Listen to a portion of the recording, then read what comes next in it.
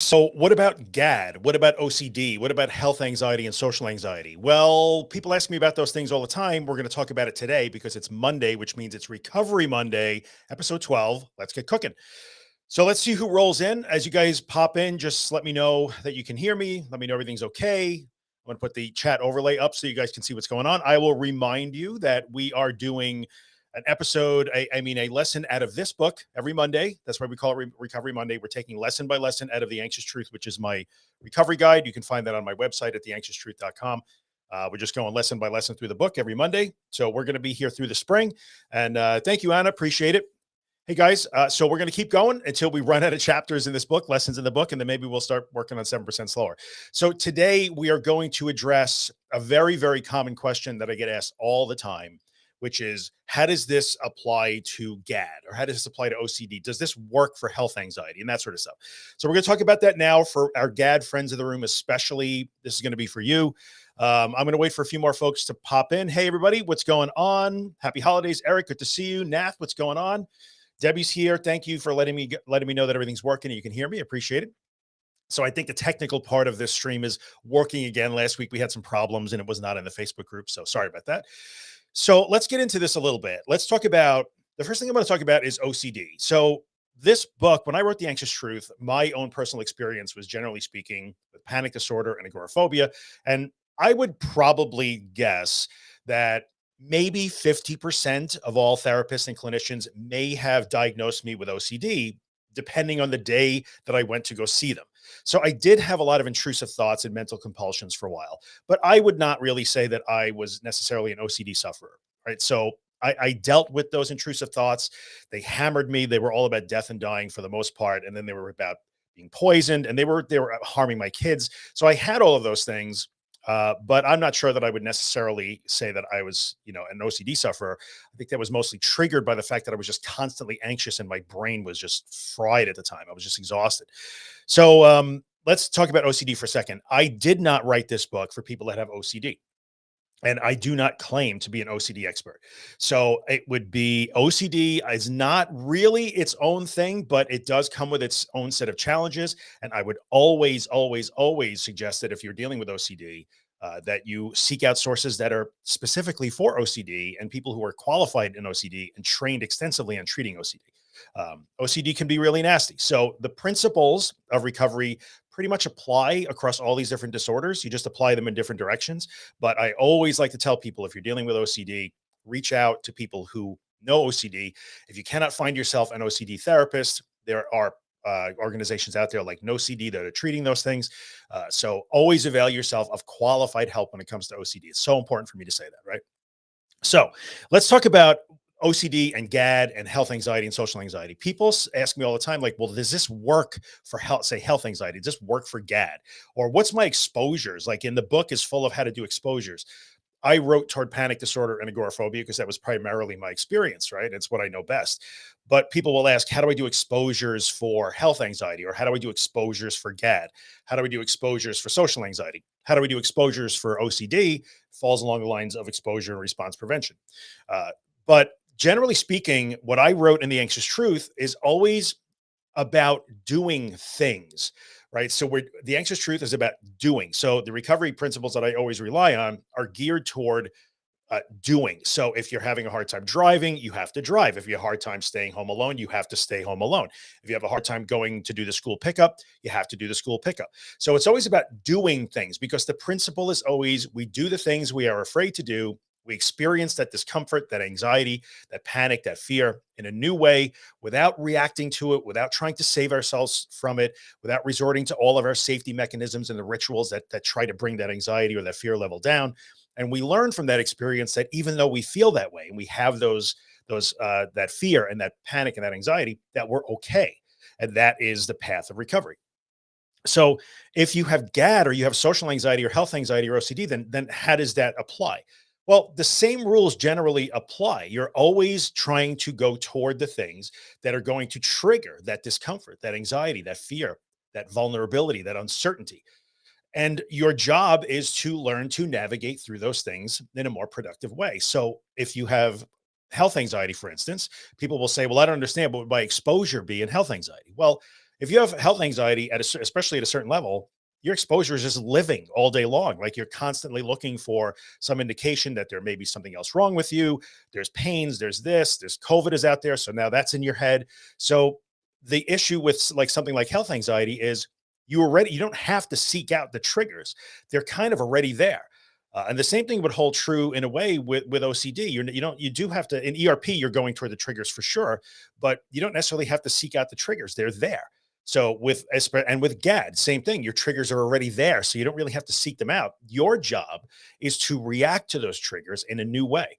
So let's talk about health anxiety. Whenever you get to that point where like you feel Melissa's just something just Tanya just said, muscle aches and twitches. Okay, so we'll use that for example. We'll use this as a good example, and this kind of applies across multiple contexts. So we'll talk about this for health anxiety, but it's just one. We're just going to address Tanya's symptom here, right?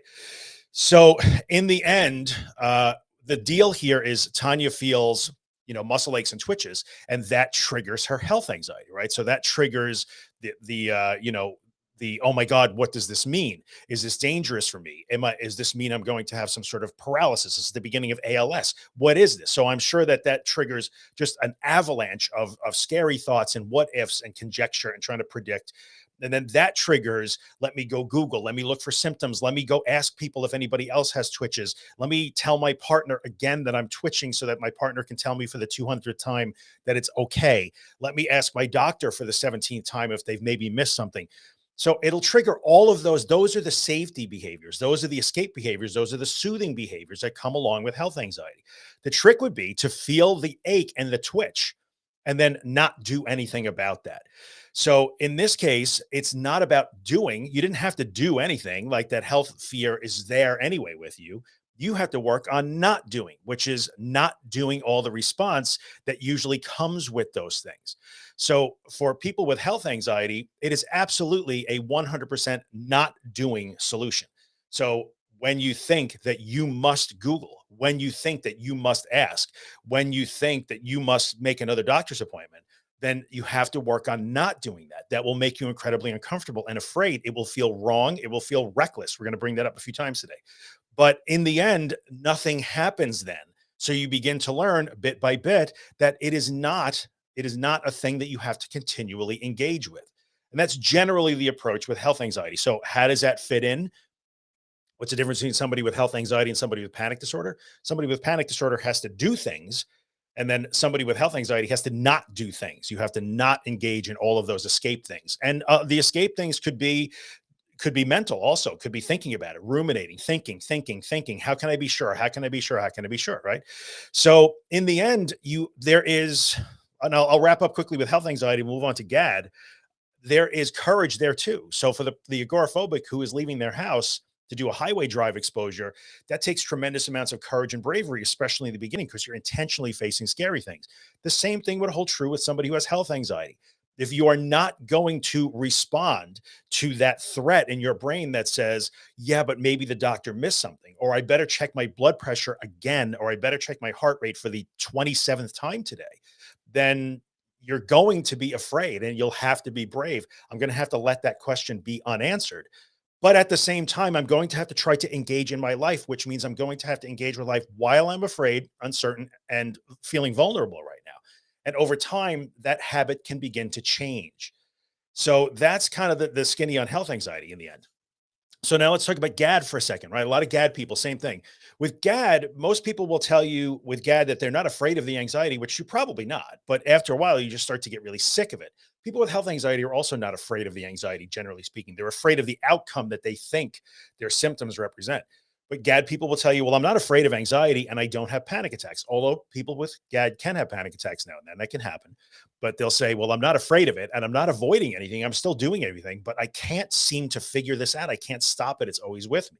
So with GAD, your job is to disengage from the I have to solve this. I have to solve this. I have to figure this out. I have to figure this out.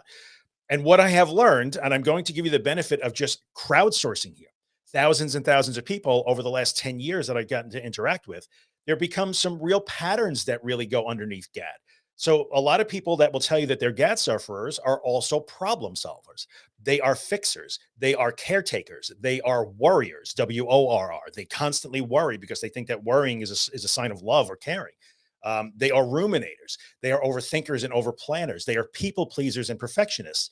And a lot of times people will tell you flat out, like, oh yeah, I'm a worrier. I worry all the time. I worry about everything. I worry about my kids 24/7. I have to worry about my kids. I'm a mom. I'm a dad, right? You have to worry about your kids, but I'm anxious all the time and I don't know why. Well, if you're going to be a perfectionist, a people pleaser, an overthinker, a ruminator, a planner, a worrier, a fixer, I'm the person who takes care of everything and shoulders the load, then sometimes it won't really be any mystery as to why you're anxious all the time. Right. So that's part of the deal with GAD. Like, yeah, somebody just said, that's me. I know when I say those things, a lot of people say, oh my God, like you're in my head. You just described me to a T. So I will interject here a little bit and tell you that I did a podcast episode on GAD. I don't remember which one it was. I'll put it in the comments later on, I guess, or if anybody has that link, I'll put it in. If you go to my website, theanxioustruth.com, and search for GAD, GAD, you will find the episode on GAD where I talked about all these underlying GAD drivers.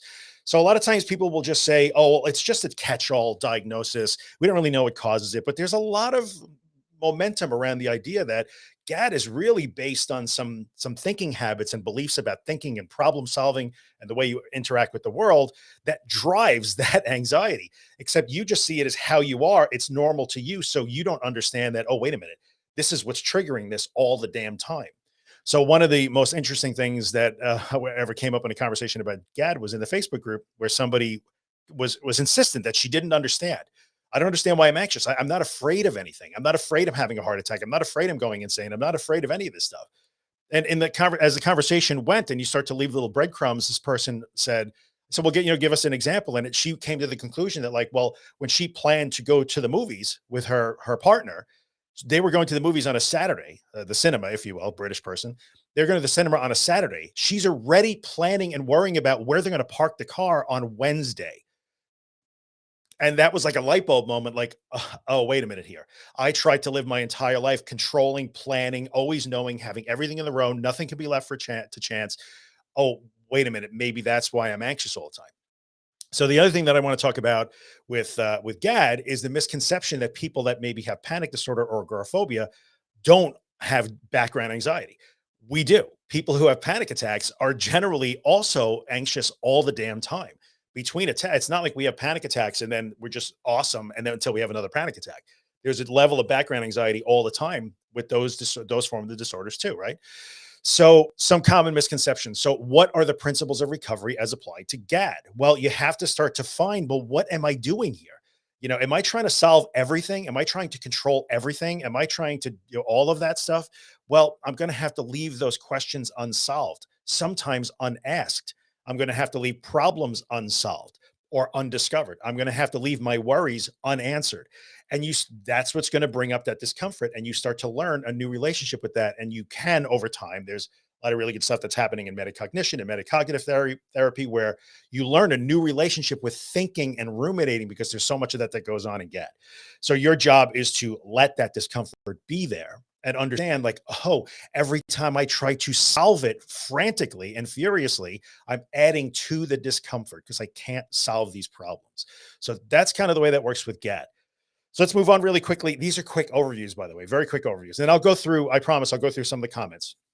So social anxiety.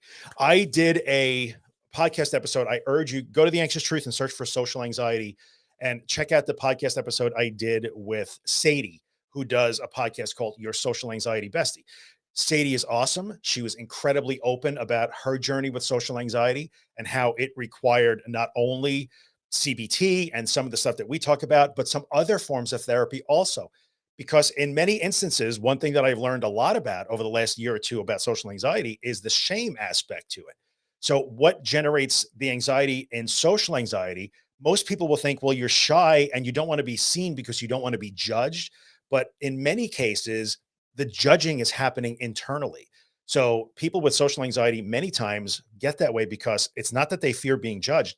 They are already judging themselves as inherently flawed or broken or unworthy, and they're afraid that that will be seen by the outside world. So Sadie talked about that. That was really great. She's undergone multiple different kinds of therapy to start to overcome that. She's doing great. So I don't claim any expertise on social anxiety or even experience with it. Surprise, I'm not a socially anxious person. Who knew? Who saw that coming? But I can tell you, definitely go check out her podcast. It's called Your Social Anxiety Bestie. If you go to theanxioustruth.com and search for Sadie, Sadie, you will find her. So that's the deal on social anxiety. And then again, OCD is, in a situation where here's the thing that's tough about OCD. OCD can be all of these things are life impacting. In many cases, this is my opinion based on what's going on in the community and what I see and what I've heard very smart people who are well versed in OCD talk about. OCD can be a little bit tougher sometimes than the other stuff because it can drive you to the brink. I get that. And that's why I always say seek qualified help. And the principles of recovery with OCD are very similar, right? You are going to go toward the discomfort and you're going to leave those intrusive thoughts unanswered. You're not going to engage in your compulsions. You're not going to engage in the rituals that are designed to bring you relief when you have a scary thought or you feel like you have to engage in a repetitive behavior. So, in these instances, again, the principles are you go into the discomfort, you move through it as opposed to trying to alleviate it with the rituals. With OCD, it might be a little bit more rich, the relief becomes a little more ritualistic and rigid, but the same principles apply. And that's why the gold standard for treating OCD is things like ERP, exposure and response prevention. And really, if you look at exposure and response prevention, you could apply that to panic disorder and agoraphobia and health anxiety and everything else. We're always about changing our reaction and our response to the fear. Always. That's really the magic in recovery, not trying to find ways to not be anxious, not be afraid, or not let it happen. You let it happen, and you have to start to change the way you react to those things. So that's how this works. That's how this works. It is, if you look at people that read The Anxious Truth or they listen to me, they're looking, listen to the podcast. I clearly have a bias toward panic disorder and agoraphobia. And then people ask, but how does that relate to GAD or OCD or health anxiety, social anxiety? That's how, right? That's how. So let me go through some comments here and I will see if I can answer them really quickly. There's a lot of people here. I knew this would be popular. So I'm going to go back to the beginning and try and grab some comments and see what I have. Da-da-na-na-na. Is it even possible to have panic disorder without GAD? Those are diagnostic labels that I'm not going to throw around, to be completely honest. It's a reasonable question. Is it possible to have panic disorder without GAD? Well, it depends on how you define GAD. I think in terms of somebody that would diagnose you, a clinician that's going to diagnose you with GAD, panic disorder probably wouldn't, because your worry is specific and about panic attacks, whereas usually the worry with GAD is amorphous or unknown. So there's that. But so do they coexist oftentimes? Yeah. In fact, there's a book I'm reading right now where they talk about comorbidity across these disorders. It's so high. It's so high. The incidence of what we call comorbidity, where they appear together, is so high that often these things sort of overlap and twist together. It can be hard to tell them apart. As someone diagnosed with OCD, I think your content has helped tremendously. Well, I'm happy that it's helping you. Thank you. I mean, the principles are there. I just never claim to be some sort of OCD expert in any way, shape, or form. Okay.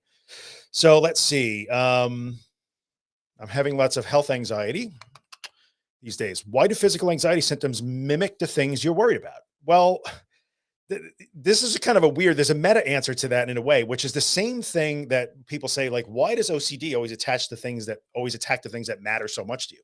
Well, if it was attacking things that wouldn't, it wouldn't be a problem, right? You wouldn't call those intrusive thoughts. If health anxiety was about things that you didn't care about, it wouldn't be called health anxiety. So that's why. Why is not does the thing you don't have to know why. The problem is you feel things, you interpret them incorrectly. And if you go to my website, again, theanxioustruth.com, the health anxiety episode, the last one that I did, I've done two of them, one by myself and one with Ingvard Henriksen, who is no, that's Ingvild's last name. I can't remember. Doctor is a Norwegian uh, psychologist, but I did two health anxiety episodes. The last one that I did, go listen to that one. That's an uncertainty problem. You interpret them, incorrectly. You refuse to tolerate any degree of uncertainty about your health. You magnify things, you distort things. So if there's a 0.01% that you might get COVID, that will become a 90% chance in your head, and that's not going to work out. All right. So that's kind of the deal with health anxiety and why it feels like it's attacking what you care about. Of course it is. Let's see here. Eric is sick of having the symptoms as opposed to being afraid of them. That's pretty common. That happens, as you get along the road to recovery, you start to just get angry at it. Like, I'm not even afraid anymore. You're just pissing me off. So that's a good sign, dude, to be honest with you. So let's see here. Dizziness for almost a year, 24/7, horrible experience where I couldn't move. Okay, so sometimes we are informed by things that actually happen to us. I get vertigo, like legit actual vertigo will happen to me a few times a year, maybe. And it is 100% incapacitating. So if you think that you are dizzy, try having vertigo, and that is what dizzy feels like. So sometimes we have bad experiences, and as human beings, we are programmed to not want to repeat those bad experiences. That's 100% true. But when you say I don't know how to get past that, the answer here is that if you treat every feeling like you're dizzy as if it is an emergency, then you make it an emergency. So it's difficult, but you have to really be able to put a pause in there and say, okay, am I in the situation that I was in years ago when I had vertigo or had a vestibular problem, whatever it was? No, I'm not. I'm just really afraid right now, which makes me sort of feel off balance. But is this an emergency right now? You have to really be able to put that pause in and say, well, if I keep treating this like it's an emergency, then it will remain an emergency. And that sounds really harsh, but that is kind of the truth, right? So there you go. Um, I keep going, keep going. This is smart. Okay. So I've blocked WebMD on my browser. I still find myself about to Google a symptom, almost hitting search. That is excellent. That is exactly what somebody with health anxiety has to do. Like I so want to look on WebMD to see what this thing on my skin is. I have to do it. I have to do it, and then you don't. And then if you do it again and again, and I see Donna here, by the way, Donna Ziegler Wood. Hey, Donna. Donna is a textbook example. If you go to my website and search Donna, Donna, you will find a podcast episode I did with Donna. Donna literally had to refrain from checking her blood pressure almost second by second. So much anxiety over her blood pressure, health anxiety with that. It's a good story. So Donna was gracious enough to share. She will kind of tell you what it feels like to do that. But blocking WebMD, deciding to not check your blood pressure, throwing away your Apple Watch or turning off the heart rate monitor, these are scary things to do because it feels like you're leaving yourself open to something horrible. But that's the object of the game. Just because you think it's something horrible, then you can't, just because you think it's something horrible doesn't mean it is. So we need to learn that it isn't horrible, even though we think it is. So this is good. Let's see. I have learned to ask myself before Googling that would it help me or not? The answer is no. That is excellent. That's progress too. That is be able to put that space, right? You got to put that space in between the fear and the reaction to the fear. In the beginning, that's almost impossible. And you will say, I have no choice. It's just automatic. It's just automatic. Like people who panic will say, it's just automatic. I have to throw myself on the ground and scream. But you start to realize that no, that's not automatic. Like there actually is a space. That space may only be 2 seconds wide, but it's a space nonetheless. And you can make different choices in that space. So good job. Good job not Googling. Let's see. Okay. So most people, I will tell you this, the two hardest groups of people for somebody like me to communicate with are people who have emetophobia, the fear of vomiting, and people who have health anxiety. Now, you might say they're linked, but they're really kind of not. Emetophobes will insist. They will go to the mat, man. They will throw down and tell you that vomiting is no doubt the worst possible outcome that there is in the universe. So none of what I'm saying could possibly matter to them. It can't possibly, because I clearly don't understand that vomiting is real and it is the worst thing to possibly happen to any human being in the recorded history of humanity on planet Earth. So emetophobes are really hard to communicate when it comes to the principles of recovery. People with health anxiety are running a close second because of exactly this, which, by the way, that's a great screen name. I appreciate it. I feel like health anxiety is the hardest. It's hard to trust the doctors and believe that it's just anxiety. You will, because there's never 100% certainty with health anxiety. Never, right? There's never 100% certainty about anything in life. We are swimming in uncertainty every day in almost every aspect of our lives. But for people with health anxiety, they take the uncertainty around their health.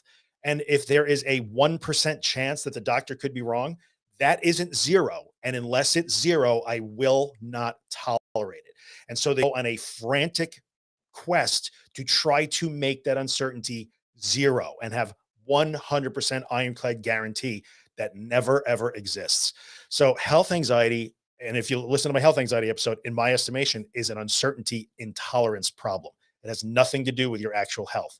It has to do with your inability to tolerate uncertainty, especially focused on your health, because you will say, but if I don't get it checked out, then something could really be wrong, and that would be irresponsible. I have a family, I have kids, I have blah blah blah. I have to get it checked out. That is the it is People with health anxiety will dig their heels in hard all the time. No, you don't understand. I can't take that kind of chance. Okay.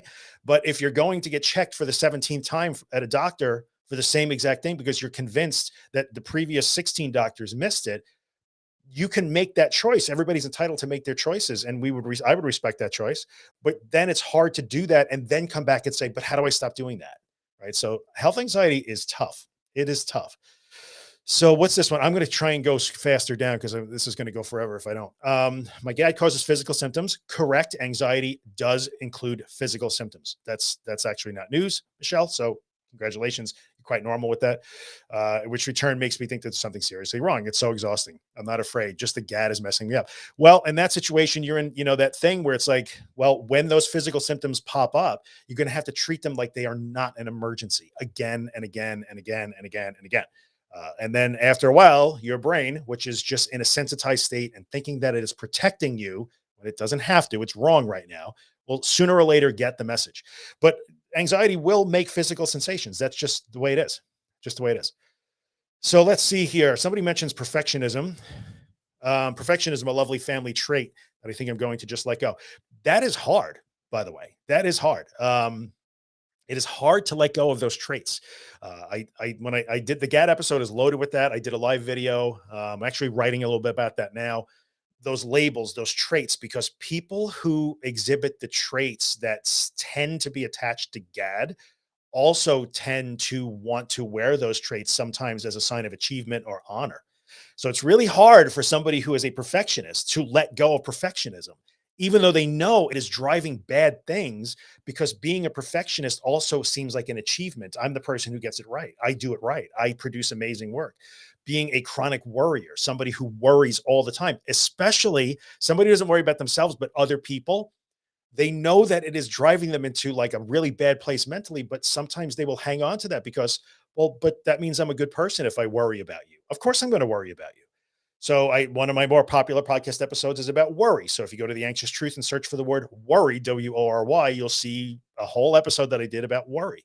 Because worry is not a plan. And I'll give you the bad news about worrying. Nobody feels your worry but you. So you could be worried in the deepest parts of your heart about me. I will never, ever feel that. And it will have no impact on my life. That's a hard truth about worry, but that is the truth. So let's see what to do when you worry. It's not OCD. Yeah. Okay. This is a a good comment here. It illustrates that cycle and right this vicious feedback loop. What do you do when you worry? It's not OCD, and how to get past worry that you're depressed. There's something deeper wrong. That is a vicious cycle, right? So and by the way, the fear that you will become depressed, even though you're not depressed now, is incredibly common. But that's part of the issue here, that feedback loop. Okay, well, I have to treat this like it's just a thought. But what if it's not just a thought? So I better do something to guarantee or show myself that I'm not depressed. I have to prove to myself that this thought is wrong, as opposed to I just have to let that thought be a thought. It's really hard, dude. Really, really hard. I get that. Okay. Um, Here you go. I'm sorry I can't see your names in the Facebook group. Restream doesn't show me your names. The thought of leaving problems unsolved gives me more anxiety than the thought. I get that in a big way. So just a couple of episodes ago, I did an episode called Learning to Live Recklessly, in parentheses, but not really. Because when you leave your problems unsolved or questions unasked or worries unanswered, it feels irresponsible. It feels morally and ethically wrong sometimes, and it feels reckless. It feels downright dangerous. That's what makes it so scary. And it makes it hard to change those habits. They're difficult. How am I doing today? How am I feeling? I'm doing good. Thank you for asking, whoever you are. Appreciate it. How do you start to believe? I'll try to answer these as best I can. We're at about the 30-minute mark. I usually try to cut these off. How do you start to actually believe deep down that you can't solve or plan the future, even if you know it logically? The way to do that is to just let the chips fall where they may. right? So you can think about this forever. Like I know my over planning isn't actually doing anything. I know all this. I know it logically, but yet you'll do it anyway because you think it actually is doing something. So the only way to do that is to act differently. And in a lot of cases, like, and again, this is not therapy, it's not medical advice or anything like that, but in a intervention called metacognitive therapy, which I've been just buried in lately, it's been really great to learn all that stuff. There's your relationship with thinking and how you think that thinking is a good way to interact with the world as a default. And then you begin to learn when you replace thinking with something else. What can I do instead of planning more now? What can I do instead of ruminating? You start to get the message after a while. Like, oh, look, I left that unsolved and unplanned and it worked out anyway. Right. When you engage in the thinking, when you engage in the planning, more thinking, and then things work out, you think it's because of all the thinking that you did. So you want things to work out without all of that. So you can see, like, oh, the thinking never did anything. So it's really tough, right? So let's see here. Um, let's talk about more about the simmer anxiety or panic disorder and agoraphobia. Well, generally speaking, so I can give you my experience and I think the experience of many other people here. And then I'm going to scroll down even more. Yes, people who have panic disorder and agoraphobia have that simmering level of anxiety all the time, primarily because we're just afraid to be anxious. Like, so we're terribly afraid to be anxious. You open your eyes, and the first thing you do in the morning is check to see how you're feeling. Oh no, I'm anxious, and you're off to the races. Sometimes that spikes into panic. Sometimes things come up that will make you do things like leave the house. Well, panic attacks will pop up, and you're just waiting for the next thing, and you're just on a hair trigger all the time. So people with panic disorder are just like this with their fingers crossed all day long, fingers and toes and legs crossed, hoping that nothing triggers them, which will put you in that situation where you're just simmering all day long. All right. So let's see here. I'm going to scroll down to the bottom. Sorry, guys, I can't take them all. No, no, no, no, no. Unmanaged GAD led to panic disorder. Could be possible. The physical symptoms are so difficult to disengage with. I will always validate that this is a difficult thing to do because you think if you disengage with them that you are in some sort of danger. The only way to learn that you're not is to let the danger be there and then discover, oh, it wasn't actually, oh, Donna, this is good. It wasn't actually danger after all. This is really good. Change from a crisis to a problem. That is so good because life is full of problems, right? We all have, Donna, fist bump to you on that. This is the best comment today. Their life is full of problems. We all have problems. We have things we have to address, solve challenges. That's normal. Life has those things. Not everything is a crisis, even if you think it is. Not everything you feel in your body and not everything that pops into your head is a crisis. But in these states, we treat them like every freaking thought is a crisis of some kind. So, what Donna's saying here is actually a really good description of what recovery looks like. Things that were once crisis level become just problems. Donna, that's great. Thank you so much. I appreciate you. No, no, no, no, no, no, no, no, no. Can childhood trauma be linked in any way to health anxiety? I'm really not the trauma guy, to be honest with you. So I don't, is it possible? Sure. Our experiences in life matter. Everything matters. That's true. Did your childhood teach you to be overly afraid of just your health? You'd have to maybe ask yourself, am I generally anxious and am I overly cautious in all of life? Or is it just a health thing? So it's possible. I'm sorry, I don't have a good answer for that. Let's see. No, no, no, no, no, no, no. I'm going to keep going. Oh God. I'm not going to put up the IBS second brain thing, but I'm going to just say this. The research, and I know you're going to say, but there's research, and let me just, for anybody that's watching right now, your gut is not your second brain. All the research that has to do with that says that your gastrointestinal tract, which does in fact contain things like serotonin, that's not news, by the way, and it's not revolutionary, is involved in signaling to your brain things like satiety, craving, hunger. Surprise, your gastrointestinal tract is involved in signaling to your brain things that are involved with eating and digestion. Then water is wet. So that's not news. It does not mean that your gut is a second brain.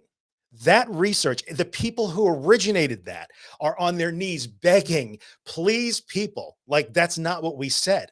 Like they did not imbue your gastrointestinal tract with executive function, yet that stuff is rampant on the internet now. Now, I'm not saying IBS isn't real. IBS is 100% real. A lot of people suffer with that. But that second brain stuff, makes it gets my goat because a lot of people suffer for a very long time with these disorders because they're trying to solve it with probiotics or fermented foods. And no. Um, so let's see here. I kind of scroll to the end, guys. I wish I could answer these all, but I can't. Here we go. Courage. I'm gonna maybe leave you with this one. Kat, thank you very much. Courage plays a big role. Keep telling myself, have some courage. In the end, and this was one of the earliest podcast episodes I did like 7 years ago. It was just entitled Courage. This is the part that nobody ever wants to acknowledge. Right. So I say all the time, these things are hard, these things are scary, this is difficult stuff to do. In the end, in the end, we have to be courageous. When you face a fear that you know in the back of your mind is illogical, but it feels so real to you, that requires bravery. And in the end, we all have some measure of courage in us. I believe that in my bones. You just have to learn to express it. And part of that is taking an initial leap of faith. So when you're not feeling terribly courageous or you think that you're weak because you're afraid, that's not true. Everybody gets afraid. The most courageous people in the universe are afraid. Courage is not the absence of fear. Courage is acting even though you are afraid. And what makes that so scary is that that first action is a leap of faith into the unknown and into an abyss that you are sure will kill you, but it won't. So really important, really, really, really important. All right, guys, I think we have pretty much wrapped it up. This is 36 minutes is enough for one of these. We will be back again next week. Next week, we get into chapter 3. So that'll be the Monday after Christmas for, I believe this is the end. Yes. And by the way, you know, I'm not going to say anything. It's fine. So next week we'll hit chapter 3. Chapter 3 gets into where we actually start going through what the solutions to this problem is. It's all about changing reactions, right? So if in fact you want to read along and you don't have a copy of this book, that's where you can get it right there, theanxioustruth.com/books. And then one last thing for those of you who haven't seen, but I've been talking about it all the damn time. On January 3rd, the first episode of the first issue of The Anxious Morning will come out. That is a free email newsletter that will come out every single morning, like in the wee hours of the morning, New York time, so that you guys will generally wake up to it, unless you're an Aussie or a Kiwi, in which case it's the anxious afternoon for you guys. But it's a free email newsletter. You can get that. Just go ahead to this URL, which is theanxiousmorning.email. Go ahead and sign up. I'm going to start sending them out on January 3rd. It's 100% free. And I'm doing it because I could actually write 300 to 500 words to you every day without you having to like wade through the social media fire hose algorithm to find good stuff. It's just good stuff handed to you in your email inbox. You can read it whenever you want. You can save it. You can go back to it. It's just a better way for me to interact with you. And it's something that I'm trying. And there's already over 1,000 people signed up. I'm so excited. So go sign up for the newsletter if you haven't. And I will see you guys next Monday. For those of you who celebrate Christmas, Merry Christmas, Happy Holidays. I hope that it's a good day and a couple of days for you, at least a couple of days off. For those of you who are struggling during the holidays, I feel you. We will try to keep reaching out so you have some place to talk about that. And yeah, see you guys next week.